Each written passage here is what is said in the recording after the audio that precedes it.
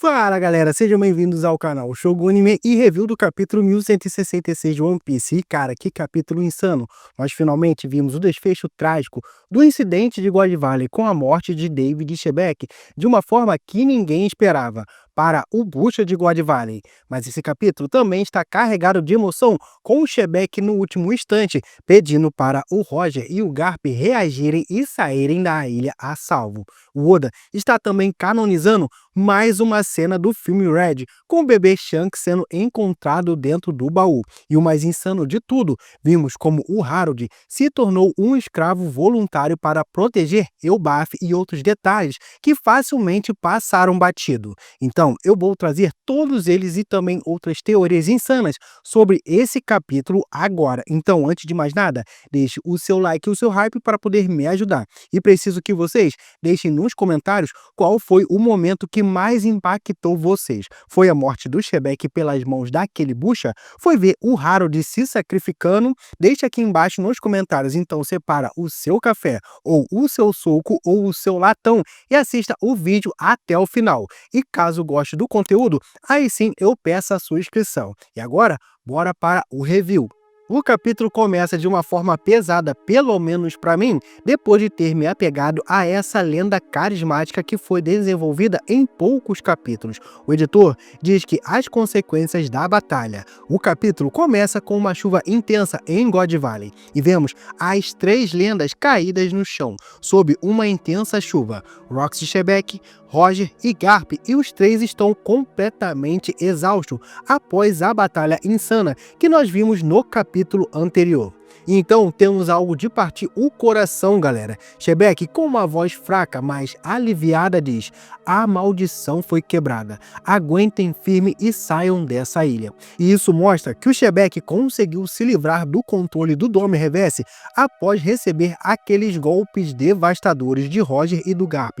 Ele está livre, mas sabe que está no seu limite. E o detalhe interessante é que, apesar do cansaço, o seu haki da observação está muito aguçado. Deve ser por causa da calma dos seus últimos momentos, pelo fato de que ele estava prevendo a eminente destruição da ilha e da chegada do seu algoz. Porque vemos três sombras se aproximando: São Garning, Mafei e os Somes, os Cavaleiros de Deus. Shebeck, percebendo o perigo, pensa nos seus últimos desejos, e ele diz algo emocionante, já que o seu corpo não responde aos seus comandos. E diz: ah, não tem jeito. Ei, Roger, Garp, fujam, vocês não devem morrer nesse momento. E cara, isso mostra que mesmo no seu último momento, o Shebeck está pensando em salvar os seus rivais. Ele sabe que eles precisam sobreviver para o futuro.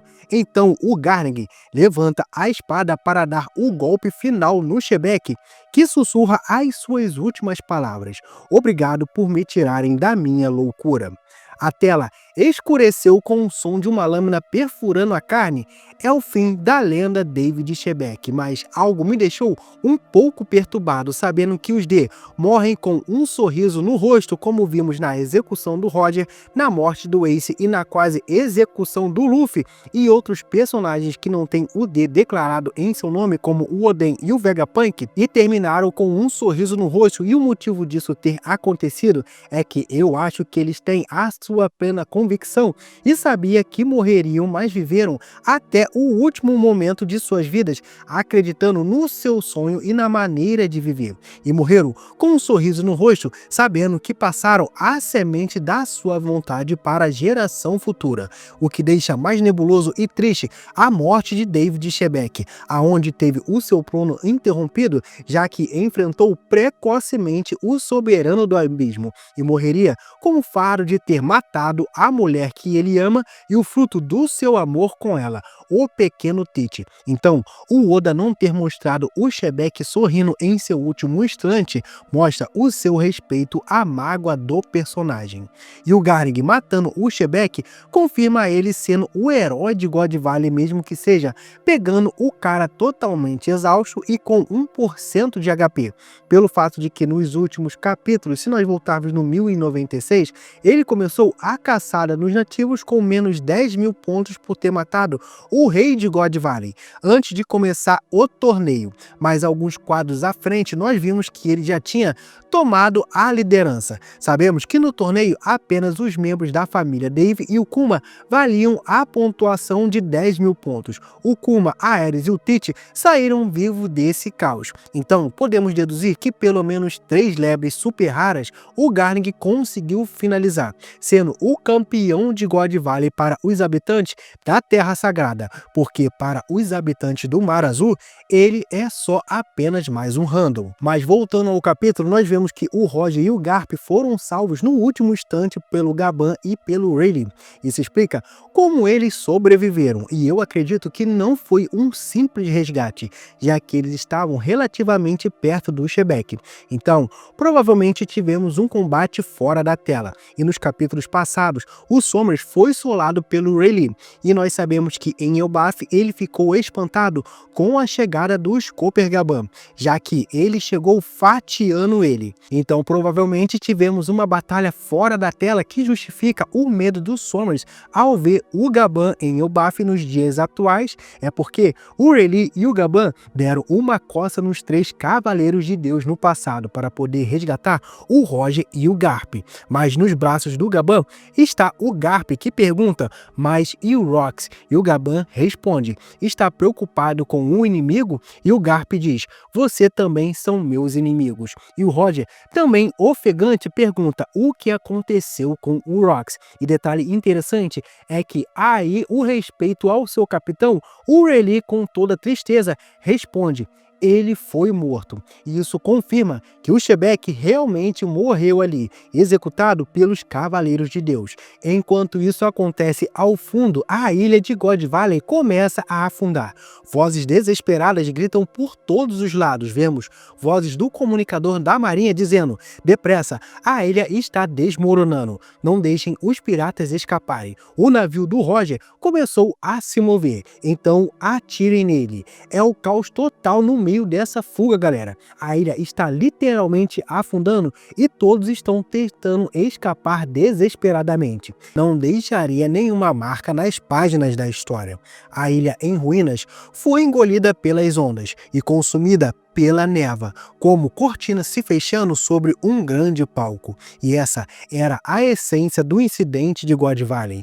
O silêncio após o incidente durou apenas um instante, até que um enorme raio rasgou os céus. E com isso, a cortina se ergueu para que novas histórias se desenrolassem. E vemos personagens da nova era que após a morte de Rox e Shebek, iniciaria um novo momento como o Garp, o Roger, Barba Branca, Big Mom, Kaido, Dragon, o bebê Shanks, Ivankov, Ginny e Kuma e Tite em quadros separados, mas com destinos interligados. Então, God Valley finalmente afundou, como nós especulávamos nos últimos capítulos e nos reviews mais antigos, que eu sempre imaginei que a reunião dessas lendas geraria uma batalha tão insana que destruiria a ilha na base da pancada. E mesmo tendo essa especulação, já que a arma ancestral que destruiu Lulusia nessa época ainda estava sem combustível.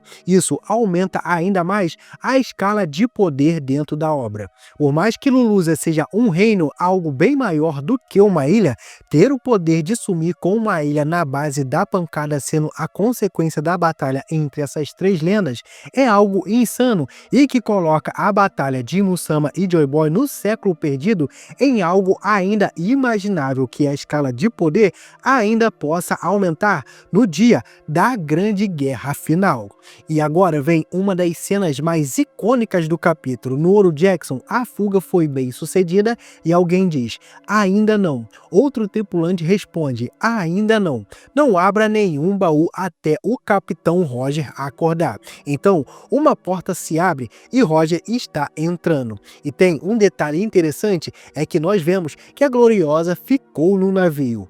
O Roger então diz: deixei vocês preocupados? Os tripulantes respondem que bom que ele acordou, pois eles estavam ansiosos para o Roger acordar para poderem abrir os baús de tesouro. O Roger ficou bravo por isso. Então, um pirata diz: mas e aí? Esquece tudo isso, porque a Shaq está sã e salva e de quebra a gente pegou um monte de tesouro incrível, sendo uma pilhagem muito boa. Mas um som vem de dentro de um dos baús roubados e Roger pergunta: mas o que tem aí dentro desse baú? E alguém fala: abra ele com cuidado. Então, todos ficam surpresos quando abrem o baú e encontram um bebê ali dentro. E todos dizem: um bebê? No mesmo instante, com o pequeno Shanks sorrindo. E agora é oficial, galera. Descobrimos como o Shanks terminou no navio de Gold Roger. Por mais que tenhamos uma cena similar no filme Red,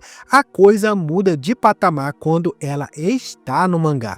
E agora, já em outra parte, mostra como o governo mundial manipulou a história. A notícia corre o mundo. Temos um narrador nos contando que os Piratas Rocks foram aniquilados e, como era de se esperar, a cobertura das notícias foram falsificadas. Só um aspecto da história foi destacado: o heroísmo do Garp, mas a notícia é apenas o nome Herói Garp consta nas páginas porque o Roger foi completamente apagado da história oficial. Vemos que ao redor do mundo a multidão disseram que os Piratas Rocks foram derrotados? O Rocks morreu? Como esperado, o mais forte é o vice-almirante Garp. Ele é o verdadeiro herói.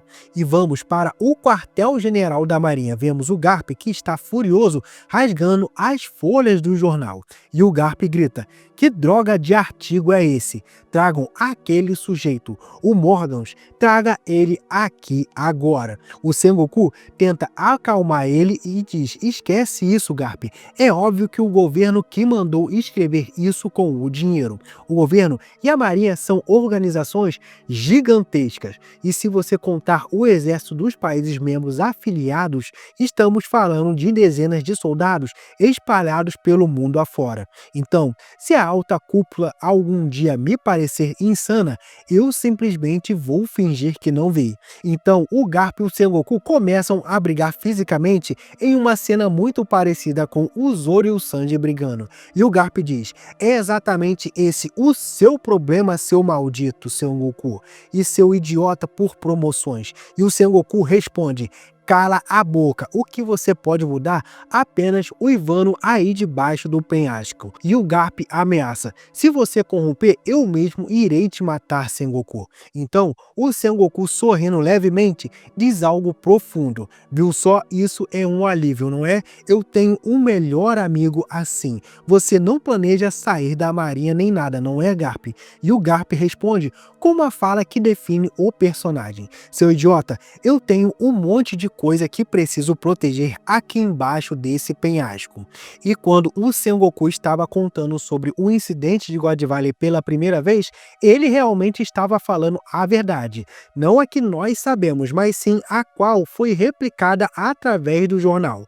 Mas o Oda deve ter usado um jogo de palavras por aqui que no japonês deve fazer mais sentido quando o Sengoku diz que ele vai ficar latindo debaixo do penhasco. Na mesma hora, eu consigo imaginar o Garp pensando no topo da headline, aonde vivem os Goroseis, que nos capítulos passados o Garp viu que era algo que nem a sua imaginação podia pensar naquela forma daquele Gorosei. Agora, em contrapartida, se olharmos do topo do penhasco, no caso no topo da headline para baixo, nós temos um abismo. Eu acho que o Oda fez um jogo de palavras com essa fala do Sengoku com o Garp, aonde ele é apenas um cão latino perante Imu-sama, mesmo que o Sengoku não sabendo da existência do soberano do abismo. E a fala do Garp sobre um cão de guarda que tem coisas que ele tem que guardar debaixo do penhasco é bem emblemática, porque nós ainda não sabemos o motivo que fez o Garp entrar na marinha.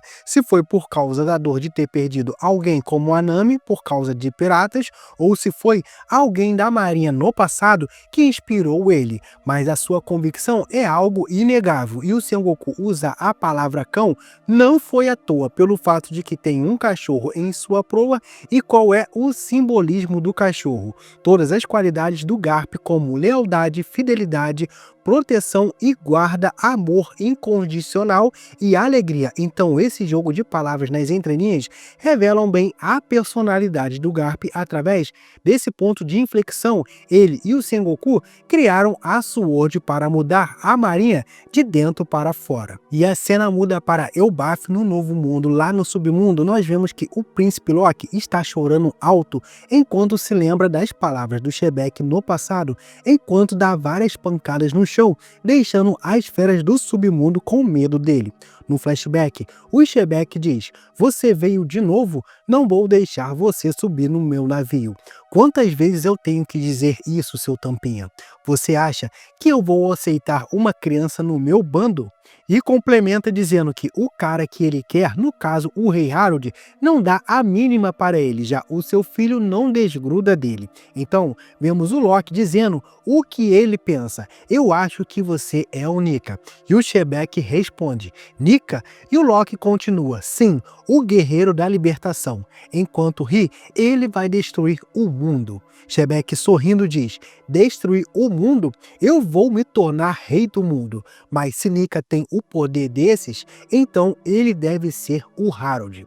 E Nika, sendo o guerreiro da libertação ou da destruição, pode ser uma referência ao apocalipse nórdico, o Ragnarok, que por mais que até onde nós vimos até agora, o Luffy tenha lutado para libertar as pessoas, por onde ele tenha passado, a destruição do mundo antigo é algo necessário para um novo mundo surgir, assim como na mitologia nórdica.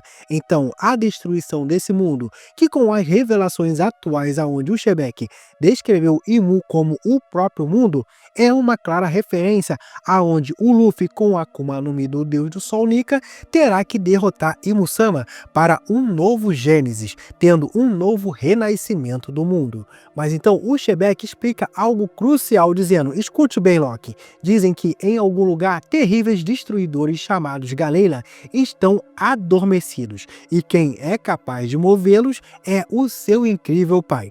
O Harold sendo o único que podia colocar os gigantes da Galeila de volta ao jogo, eu acredito que isso possa ser uma particularidade da raça pura dos gigantes. Eu acho que o Shebeck estava mencionando que da mesma maneira que tem a soberana dos mares como a Poseidon, entre os gigantes ancestrais tenham um rei que entre eles possam dar ordem aos gigantes, igual ao Eren sendo o titã de ataque. Pode ser que isso seja uma particularidade do Loki, graças aos seus olhos em comum. E o Tite nos dias atuais tendo a mesma vontade do seu pai, o Shebeck, eu acredito que o Loki possa entrar para o bando do Tite e trazer de volta os gigantes da Galeila, pelo fato de que o governo mundial deixou eles presos em Punk Hazard. E o mais louco disso tudo é que o Aokiji esteve por lá. Então é bem provável que a localização dos gigantes da Galeila o Barba Negra já tenha descoberto.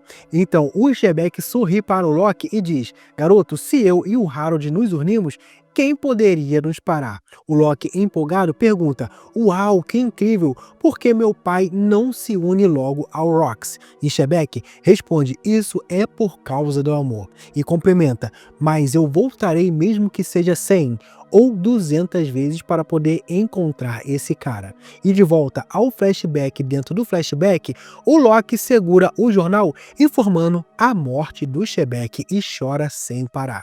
E o mais insano de tudo é que, apesar do Rock ser uma pessoa com poucos escrúpulos, aonde ele meteu a porrada no Loki deu uma facada no garoto tratando o Loki igual uma Zé Droguinha, ele via o Harold como um verdadeiro amigo. E o Loki sentiu realmente a sua perda pelo fato de que o sonho do Rox foi o que deu uma fagulha de vida à triste vida do Loki, que parando para pensar, foi ao ver o sonho do Rox que tirou o Loki da sua bad vibe que a sua mãe deixou. O rei de Elbaf está espancando alguém. A marinha pergunta se ele feriu algum civil e o civil corrige: não, quem está apanhando são os delinquentes da tribo dos gigantes, mas ele está sendo brutal demais. Vemos o Harold massacrando os gigantes e o Harold diz: vocês ainda não entenderam nada, não é? O gigante suplica: eu entendi, me desculpe de verdade, nunca mais vou saquear a tribo dos humanos. Mas o Harold chorando de raiva dizendo: vocês não entendem, nenhum de vocês entendem. Então o Harold chora pensando no Xebec e o Harold se lembra do seu amigo pedindo ajuda a ele e ele recusando para agradar o governo mundial.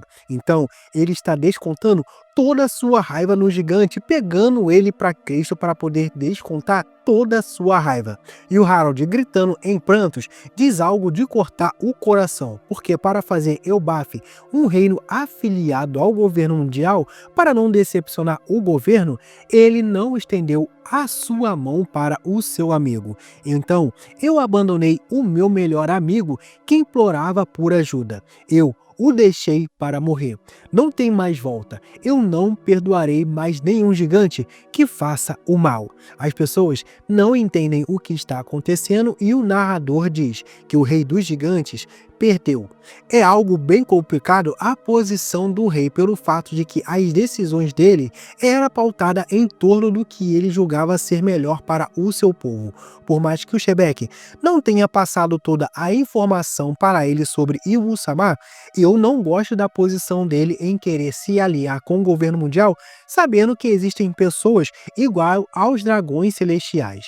A parte dele se aliar com o Xebec, eu até levo em consideração, mas a parte de que ele seria subordinado do governo que tem no seu alto escalão pessoas que escravizam outras pessoas como se não fosse nada, é a parte que eu não gosto do Harold. E tudo isso é meio cinzento, não é nada preto no branco. Da mesma maneira que o Xebec teve o seu motivo para não contar nada sobre Imu, o Harold também não acreditava que o Xebec seria um rei bom para todos. E isso é a minha opinião. Xebec não queria um mundo mais livre. Ele queria era ser o dono do poder, o dono do trono vazio. Ou seja, ele queria mudar o ditador e ser o novo ditador. Por isso que o Harold não apostava todas as suas fichas nele, pois algumas atitudes do Xebec era um pouco nebulosa para ele. Indo de encontro com a situação complicada, no centro de detenção subterrânea da Marinha, o Garp visita a cela do seu filho Dragon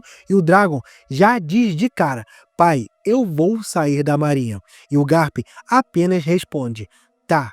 E o Dragon, com intensidade no olhar, declara: eu desprezo você.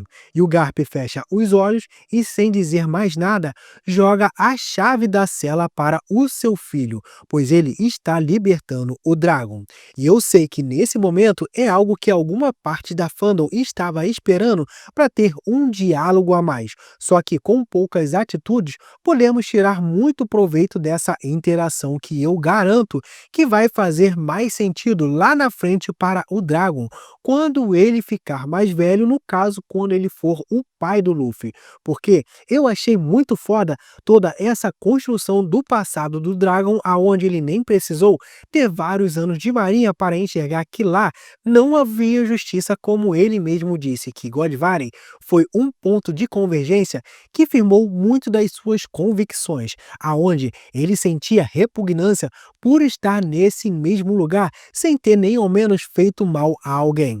O simples fato de ter participado disso já o deixava enjoado, mas aqui nesse momento eu pelo menos vejo que o Garp foi o que mais acreditou na Revolução do Dragon, dando a chave da corrente para ele fazer a sua jornada da sua maneira. Foi um ato de amor e proteção, e pode ser que mais lá na frente eles possam pelo menos ter uma interação melhor, já que por debaixo dos panos eles se comunicam, aonde nós sabemos que o Garp sabia que o Dragon encontrou o Luffy em Long Tal. Então pode ser que o Garp de alguma forma passe algumas informações para os revolucionários, da mesma maneira que o Coração agia como um agente duplo com o Sengoku.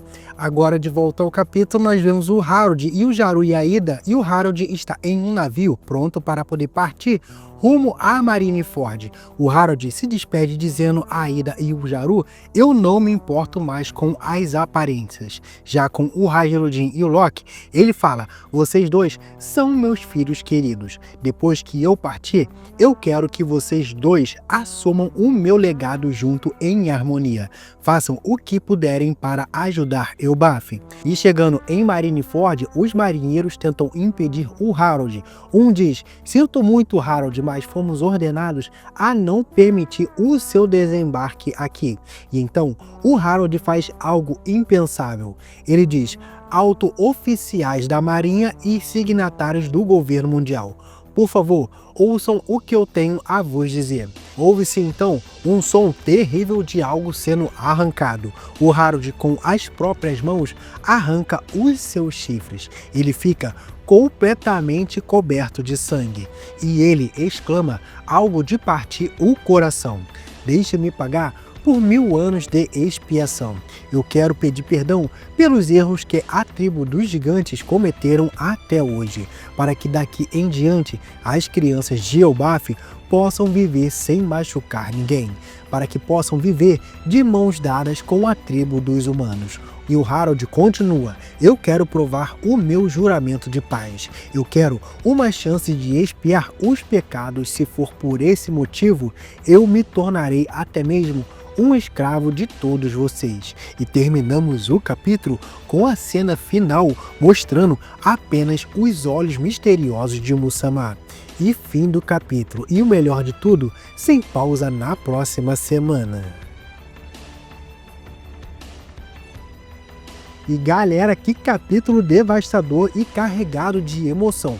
O Oda nos entregou o desfecho trágico do incidente de God Valley de uma forma que ninguém esperava. Eu ainda acho que vai rolar até o dia da morte do Rei Harold, mas foi algo insano ver todo o passado contado nos mínimos detalhes, como ver a morte do Shebeck pelas mãos dos Cavaleiros de Deus, ter a confirmação como Shanks terminou no navio do Roger e testemunhar o sacrifício brutal do Harold se tornando o escravo voluntário para proteger Elbaf. Tudo isso mostra a genialidade do Oda em conectar o passado com o presente. Porque a frase do Harold em querer pagar 1000 anos de pecados dos gigantes em troca de ser um subordinado do governo mundial é algo que me chama muita atenção, pelo fato de que nós sabemos que Zunisha nasceu há 1000 anos atrás e tem um pecado que está sendo expiado desde então. E eu estou começando a achar que esses dois pecados têm alguma correlação, porque como a cidade de Zou foi parar em cima do elefante, provavelmente isso foi obra dos gigantes. Então pode ser que no passado os gigantes ajudaram Joy Boy e os portadores anteriores da Hito Hito no Mi, modelo Deus do Sol Nika. E é por isso que a aliança de Joy Boy era tão forte, aonde os 20 reinos tiveram que se unir para poder vencê-lo, sendo esse pecado dos gigantes e dos Zunisha. E nós sabemos que essa atitude do Harold vai terminar com ele sendo morto, mas o detalhe interessante é que, apesar de Musama dizer que o Harold era um rei que dava para manipular facilmente, alguma coisa não deu muito certo para o governo mundial, porque no capítulo 1151, Musama nos conta que o rei Harold não tivesse falhado naquele instante, o reino dos gigantes estaria sobre o seu domínio há muito tempo. Então, eu creio que no capítulo 1151 1967, veremos que o governo mundial vai finalmente fazer o acordo com o Harold, que vai durar cerca de 12 anos até o dia fatídico da sua morte. E a falha do Harold deve ter sido rejeitar o pacto com o Imu-sama. Então, por consequência, ele deve ter sofrido o Dome Reverse e teve a Akuma no Mi lendária de Elbaf sendo roubada, e foi transformado em um demônio, gerando uma enorme batalha dele com o Loki e o Ancião Jaru. Mas diferente do Shebeck, ele conseguiu recobrar a sua consciência e foi finalizado pelo seu filho, sendo esse pecado do Loki de livrar o seu pai dessa maldição. E esse capítulo explica muita coisa sobre o presente da história, mas independente do que aconteça nos próximos capítulos, eu vou estar aqui trazendo review e teorias para vocês. Muito obrigado por ter ficado até aqui, deixe o seu like e o seu hype e se inscreva no canal se ainda não for inscrito. Nos vemos no próximo vídeo, um forte abraço, até a próxima, fiquem com Deus e fui!